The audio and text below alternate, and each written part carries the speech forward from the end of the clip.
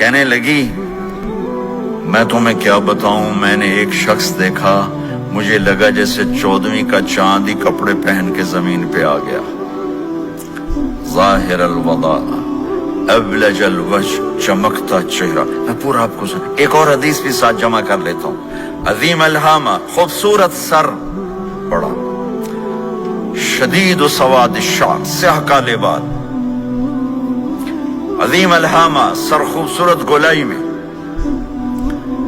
واسع الجبین، کھلا ماتھا، ازہر اللون، کلیوں جیسا خوبصورت رنگ چمکتا ہوا۔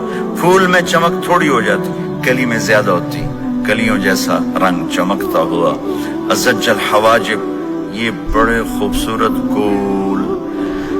تو میرے نبی کی اللہ نے ایسے خود بنا دی، ایسے پورے چلتی ہوئی یہاں تک آتی تھی۔ من غیر قرن، یہاں بال نہیں تھے، یہاں غیر قرن، یہاں بال نہیں تھے۔ بینہما عرق یدرہ الغضب، یہاں ایک وین تھی، وین، جب آپ کو غصہ آتا تھا تو آپ غصے کو برداشت کرتے تھے، نکالتے نہیں تھے، برداشت کرتے تھے، تو وہ یہاں ایسے ایسے ایسے ایسے ایسے ایسے حرکت کرنا شروع کر دیتی تھی، تو اس سے پتہ چلتا تھا کہ اللہ کے نبی غصے میں بیٹھے ہوئے ہیں۔ فی عینیہ دعج، آنکھ بڑی خوبصورت، موٹی، سیاہ، اشکل، لمبی، اہدب،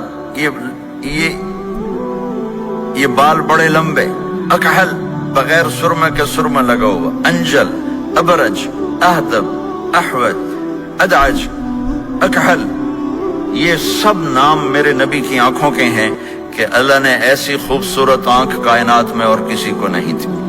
حسین آنکھ تھی، اس میں باریک سرخ دھاریاں تھیں، اور سیاہی سیاہ تھی، سفیدی سفید تھی۔ جب آپ آنکھ اٹھا کے کسی کو دیکھتے تھے، کوئی آپ کی آنکھوں میں آنکھیں نہیں ڈال سکتا، سب ایسے ہو جاتے تھے۔ اس لیے میرے نبی یوں نہیں دیکھتے تھے، لوگ ایسے دیکھتے تھے۔ جل نظرہ الملاحظہ، ایسے جب کبھی آنکھ اٹھتی تھی پھر سب آپ کے سامنے یوں ہو جاتے تھے، کوئی آپ کے چہرے پہ نظر نہیں ڈال سکتا تھا۔ فی اشفارہ وطف، خوبصورت خوبصورت بال، اخن العرنین، ناک تھوڑا سا یہاں سے اٹھا ہوا، یہاں سے باریک، لہو نور یعلوہ، یہاں نور نظر آتا تھا، سے چمکتا ہوا چمکتا ہوا۔ غلیظ الفم، ہونٹ بڑے خوبصورت، کھلے ہوئے کھلے ہوئے اور چوڑے منہ کے ساتھ۔ اشنب براق الثنایا، مفلج الاسنان، دانت ایسے گولائی میں خوبصورت چمکتے ہوئے، جب کبھی آپ مسکراتے آپ کے دانتوں کا نور دیواروں پہ پڑتا ہوا نظر آیا کرتا تھا۔ ایسے حسین دانت تھے ہمارے نبی کے کہ دانتوں سے نور نکل کے دیواروں پہ پڑتا ہوا نظر آتا تھا۔ یہ 4 دانتوں میں تھوڑا فاصلہ تھا، باریک سا فاصلہ تھا، اس میں سے ایسے روشنیاں نکلتی تھی آپ کے مسکراہٹ کے دوران۔ سہل الخدین، یہ گال آپ کے نہ ایسے نیچے کہ کمزور ہوں، نہ ایسے ابھرے ہوئے کہ برے نظر آئیں۔ کف اللحیہ، داڑھی بڑی خوبصورت گھنی، نیم گھنگریالے، اور داڑھی میں سر میں 14 سفید بال تھے، اور ایک روایت میں 20 سفید بال تھے۔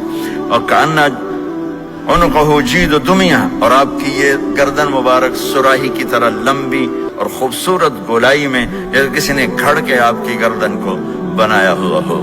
اور آواز میں جادو، فی صوتہ سحل، آواز میں جادو، آواز میں کشش، آواز میں گرفت۔ طفیل بن عامر ایک بڑے عرب سردار ہیں، وہ مکے میں آئے، لوگوں نے کہا ایک جادوگر ہے جس کو سناتا ہے اس کا ہو جاتا ہے، تم اس کے نہ سننا۔